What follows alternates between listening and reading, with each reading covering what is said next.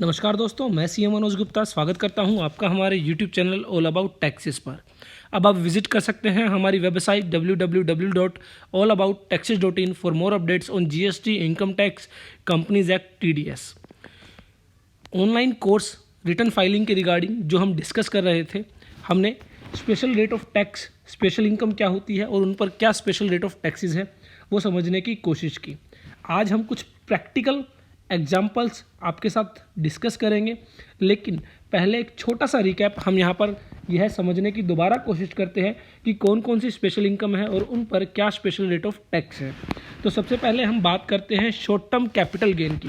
तो जब भी शॉर्ट टर्म कैपिटल गेन होगा, शॉर्ट टर्म कैपिटल गेन जो कि एक कैपिटल एसेट के ट्रांसफ़र करने पर होता है, और शॉर्ट टर्म कैपिटल गेन दो तरह के हो सकते हैं, अंडर सेक्शन 111A और अदर्स। तो अंडर सेक्शन 111A वो शॉर्ट टर्म कैपिटल गेन्स होते हैं जो शेयर्स के ट्रांसफर पर, शेयर्स कौन से, जिन पर एसटीटी पे किया गया है। बेसिकली आप डीमेट अकाउंट के जरिए जो भी शेयर्स सेल परचेज करते हैं उन पर सिक्योरिटी ट्रांजैक्शन टैक्स पे होता है, और इसलिए वो अंडर सेक्शन 111A के तहत टैक्सेबल होते हैं। और उन पर अगर कोई शॉर्ट टर्म कैपिटल गेन है तो ऐसे में 15% का फ्लैट इनकम टैक्स पे करना होता है। इसके अलावा अगर और कोई शॉर्ट टर्म कैपिटल गेन है, लाइक मान लीजिए आपने कोई लैंड सेल की है, आपने कोई प्रॉपर्टी सेल की है, उस पर कोई शॉर्ट टर्म कैपिटल गेन है, तो वह स्लैब रेट के अकॉर्डिंग टैक्सेबल होता है। स्लैब रेट के अकॉर्डिंग मीन्स जो आपकी स्लैब दी होती है उसके अकॉर्डिंग टैक्स लगता है। यहाँ पर आपको ध्यान रखना है, deductions under section 80C to 80U आपको अलाउ नहीं की जाती है short term capital gain under section 111A से। अगर मान लीजिए अदर्स के तहत आपका शॉर्ट टर्म कैपिटल गेन है तो ऐसे में आपको deductions under section 80C to 80U allow की जाएंगी, लेकिन अगर short term capital gain under section 111A है तो आपको deductions under section 80C to 80U allow नहीं की जाएगी। दूसरा, रिबेट अंडर सेक्शन 87A जो कि आपको मिलती है इन केस अगर आपकी टोटल इनकम 5 लाख रुपए तक है तो वो आपको अलाउ की जाएगी। तो ये आपको ध्यान रखना है। उसके बाद हमने देखा था कि लॉन्ग टर्म कैपिटल गेन में 3 तरह के लॉन्ग टर्म कैपिटल गेन बताए गए। 3 तरह के long term capital gain, number 1 section 112A के तहत, दूसरा सेक्शन 112 के तहत, तीसरा सेक्शन 112 प्रोविजो के तहत।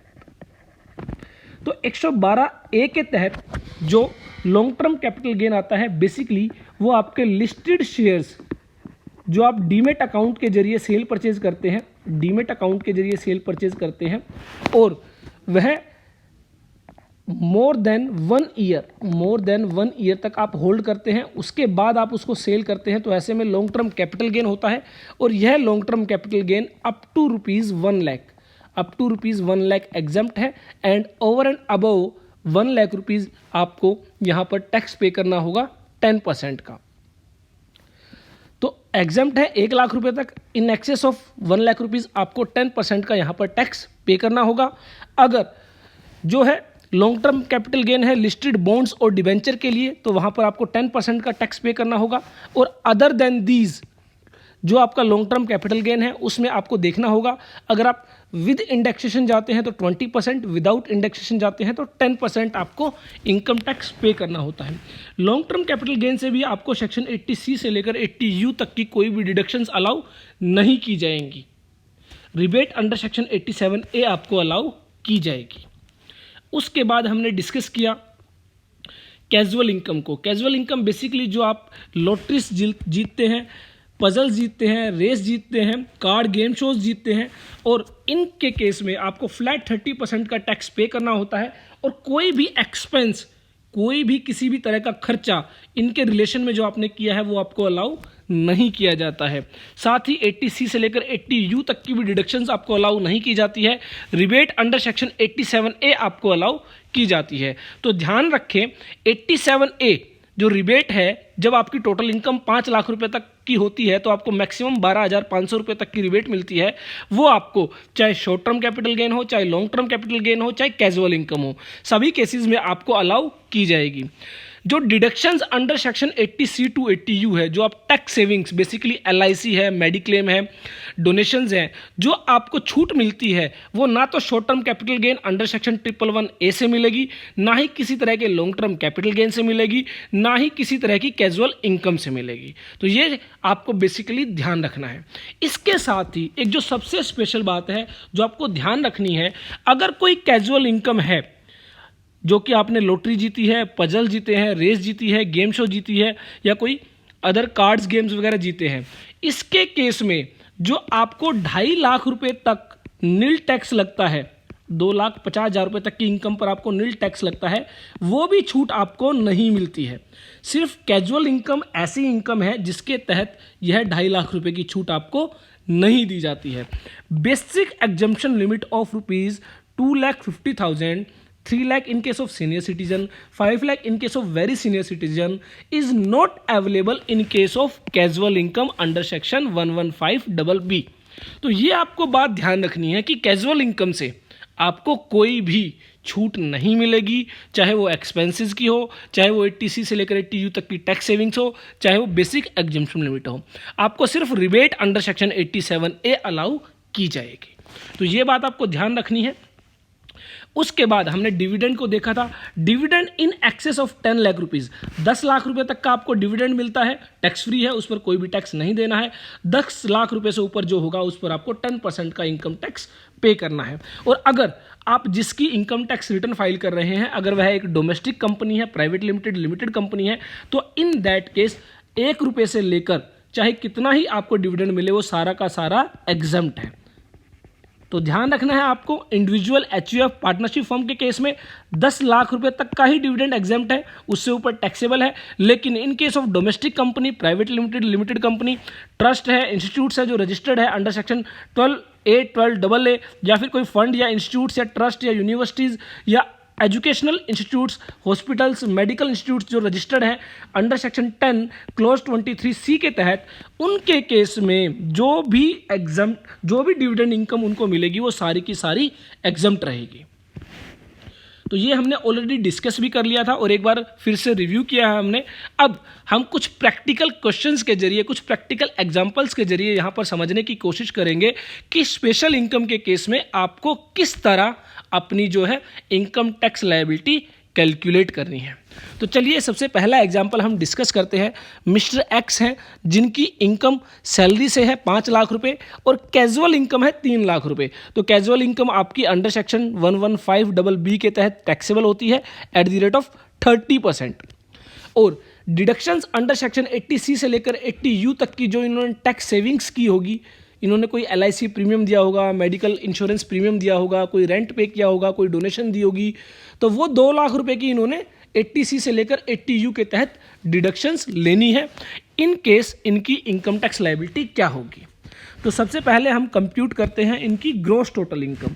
तो ग्रॉस टोटल इनकम जैसा कि इनकम फ्रॉम सैलरी है इनकी 5 लाख रुपीज़ और कैजुअल इनकम जो कि अदर सोर्सेज के तहत टैक्सेबल होती है वो है इनकी 3 लाख रुपए। तो यहाँ पर इनकी जो ग्रॉस टोटल इनकम GTI आ जाती है वो 8 लाख रुपीज़ आ जाती है।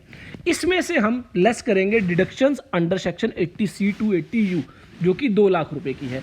यहाँ पर अब आपको ध्यान रखना है deductions under section 80C to 80U जो आपकी कैजुअल इनकम से अलाउ नहीं होती है वो आपकी अदर देन कैजुअल इनकम से अलाउ की जाएगी। तो यहाँ पर इस 5 लाख रुपए में से इनकी 2 लाख रुपए की डिडक्शंस की छूट इनको मिल जाएगी। तो यहाँ पर 8 लाख में से 2 लाख रुपए की छूट इनको मिल जाती है। तो यहाँ पर 6 लाख रुपए की इनकी टोटल इनकम आ जाती है। उसके बाद इस 6 लाख रुपए को आप 2 पार्ट्स में डिवाइड करेंगे। 6 लाख रुपए को 2 पार्ट्स में आप यहाँ पर डिवाइड करेंगे। नंबर 1 कैजुअल इनकम जो कि यहां पर हमारी 3 लाख रुपए है और दूसरी अदर देन कैजुअल इनकम जो कि आपकी 3 लाख रुपए बच जाती है। उसके बाद अब हम यहाँ पर कैलकुलेशन करेंगे कंप्यूटेशन ऑफ टैक्स लायबिलिटी। सबसे पहले हम कैजुअल इनकम पर टैक्स निकालेंगे क्योंकि ये एक स्पेशल इनकम है, इस पर स्पेशल रेट ऑफ टैक्स लगाया जाता है। तो कैजुअल इनकम पर 3 लाख रुपए पर 30% यहाँ पर 90,000 रुपये का टैक्स बन जाता है।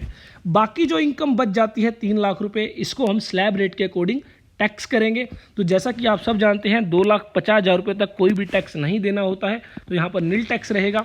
नेक्स्ट 50,000 रुपीज़, क्योंकि 3 लाख रुपए पर हमने स्पेशल टैक्स लगाया, बाकी के 3 लाख रुपए में से 2.5 लाख रुपए तक कोई टैक्स नहीं है।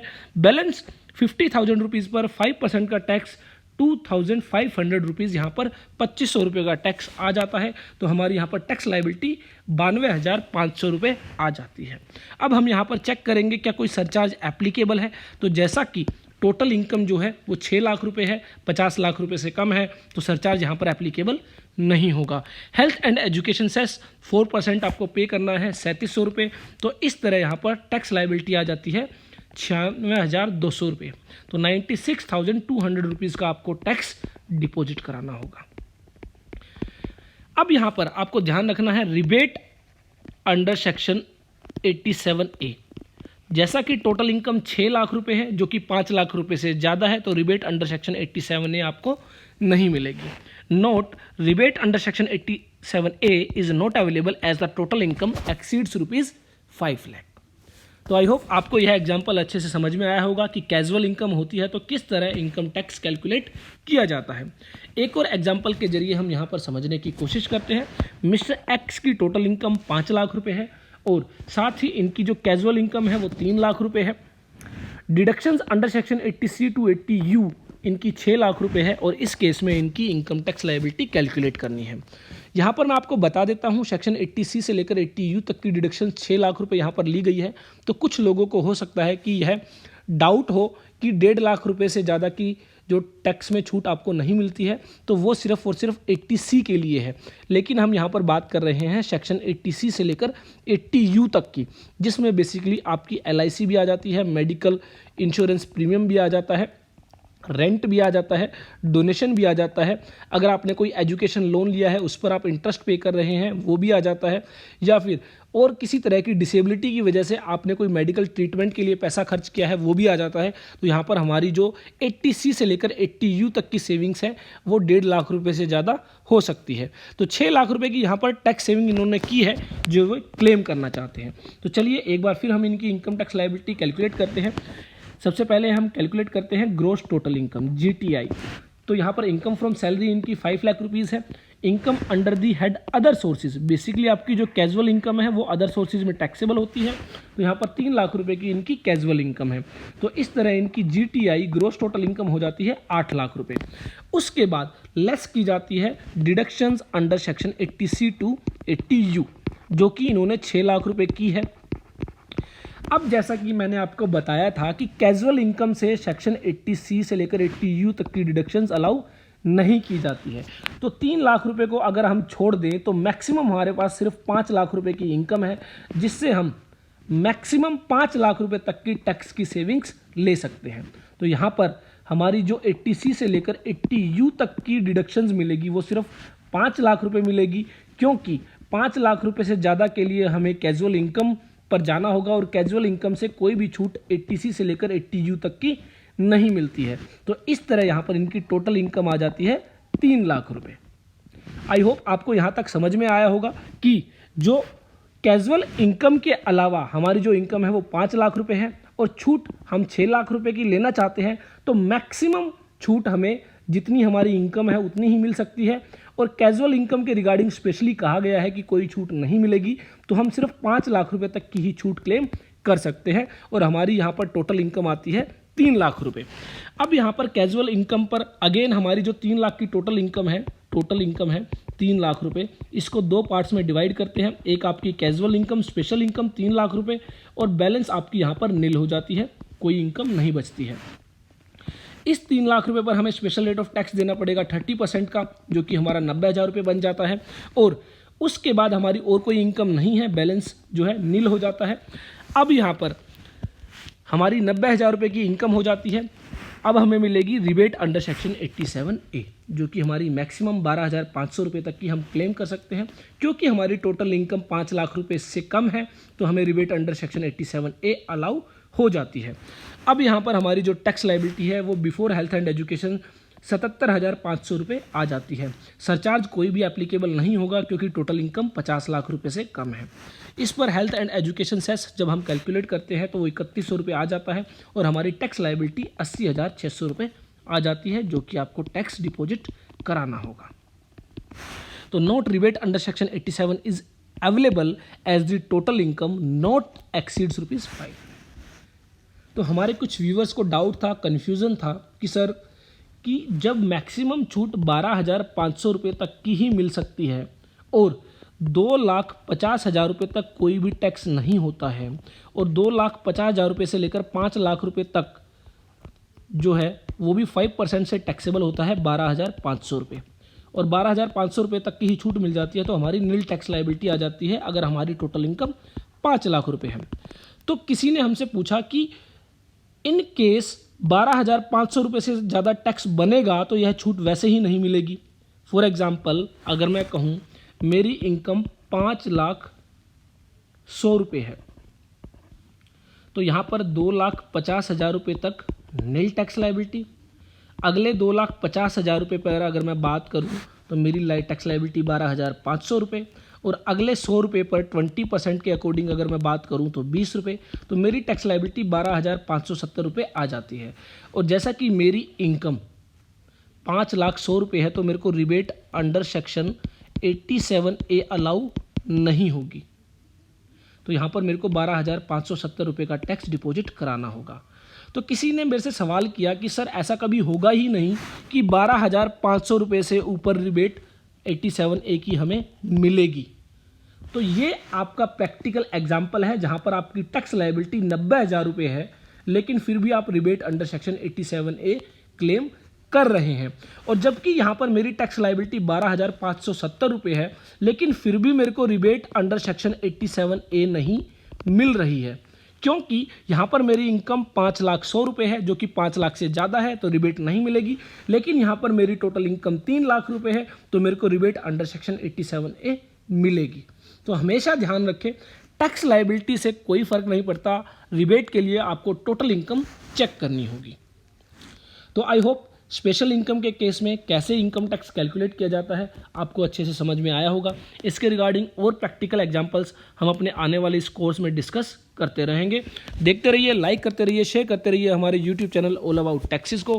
Keep liking, keep sharing, keep subscribing.